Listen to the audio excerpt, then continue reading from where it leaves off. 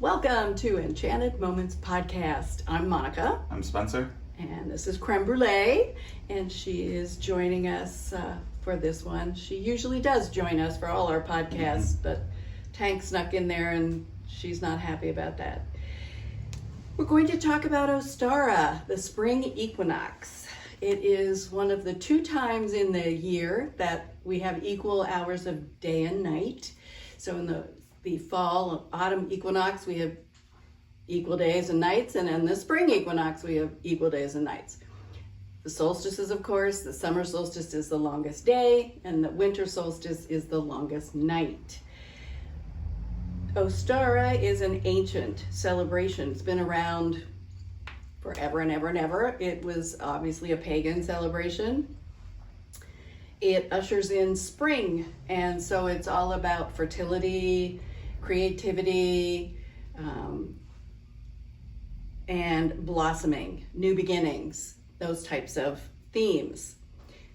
This year, it occurs at 11 o'clock, around 11 our time, March 20th. So you are you are definitely an equinox child. It does move around depending on the calendar, but it is all about bunnies and eggs, and obviously, and it's very jubilant, and it is rebirth, fertility, etc. The goddess associated with it is a Germanic goddess, Eostre. I thought she was Roman, but she's not, Eostre. And she is said to have breathed life into the world. Eggs, which are a symbol of fertility, and bunnies, which are, I guess, because they are really renewing all the time, are a symbol of fertility as well, and new beginnings. So that is why we do the egg decorating at Easter, which is the Christian celebration of spring, basically, renewal, birth, whatever. And so we are going to suggest that you do egg decorating for Ostara, but it is more than just a celebration of fertility and creativity. It is a rebirth of the earth. So it's important that we honor the earth at Ostara, and potentially it's a good time to plant seeds. You can start them indoors if you want them to grow more quickly, but you can plant them outside as well, because then it just takes more time for them to germinate in the earth, because it'll remain cool for a while.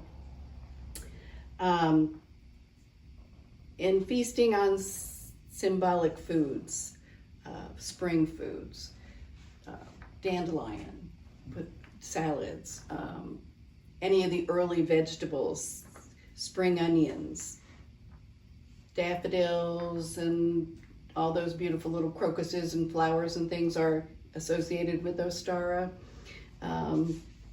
Yes, but it is definitely the end of winter as we know it, and we need to take time to start setting our goals for what we want to blossom and grow.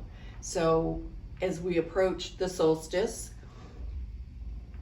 in Beltane, which is another fertility festival basically, we want to make sure that we have planted all of those intentions that we want to come out and blossom around Beltane and summer solstice. So anything that you've been writing for your soul goals, things that you want to put into practice, if you haven't been able to get started with meditation, I suggest this is a good time to do it.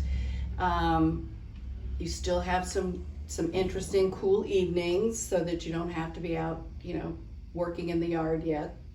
Take time for yourself, sit inside, do a little meditation. Put your cat on your lap. They're very good at meditating. They really are. They have this ability to be in their own body in sense. And we can start filling up things that we felt we were missing. which sounds kind of weird because we think about filling up as far as eating, and that's not what I mean. We have been missing certain things in our life, and we need to start rejuvenating those. So this is the time to start refilling those tanks with whatever you enjoy doing, whatever you need to have in your life. Get those things started and start filling back up again, because we've basically used up all of our resources and our stuff through the winter. And even though Imbolc is a renewal kind of holiday, it's not the deepest of holidays, let's put it that way. But when you get to Ostara, you need to really start refilling the tanks, making sure that you have everything in line for what you want to bring into the year, and get that started. It's Easter, for the Christian holiday, basically was placed near the spring equinox so that the pagans would participate. It's fine. We appreciate all the beauty at this time of the year, and we do not care if someone else wants to have an additional celebration. The colors are green and pink and blue, which makes perfect sense. They're little spring bright colors. Foods: eggs, honey, sprouted greens, baked goods, asparagus, because it's an early vegetable. The stones are aquamarine, amethyst, and rose quartz. Symbols are rabbit's eggs, spring flowers, lambs, clover, baskets, daffodils, crocus, and tulips.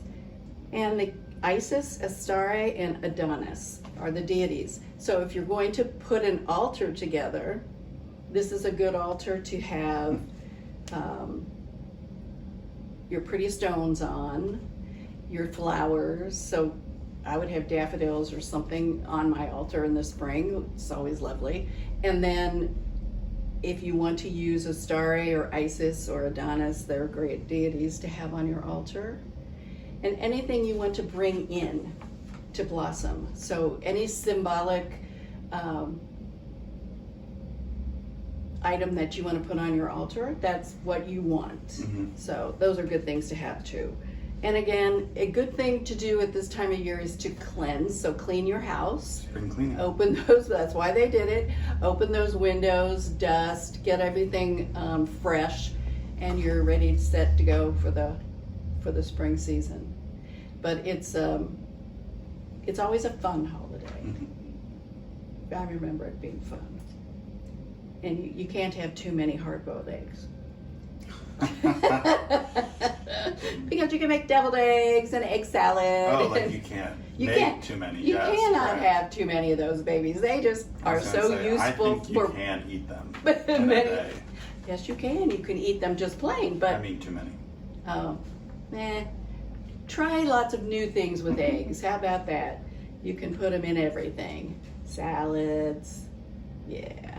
Anyway, thank you for joining us. A little talk on Ostara. Be sure you start planning your celebrations early so you're not taken by surprise. And we will see you next time. Thank you.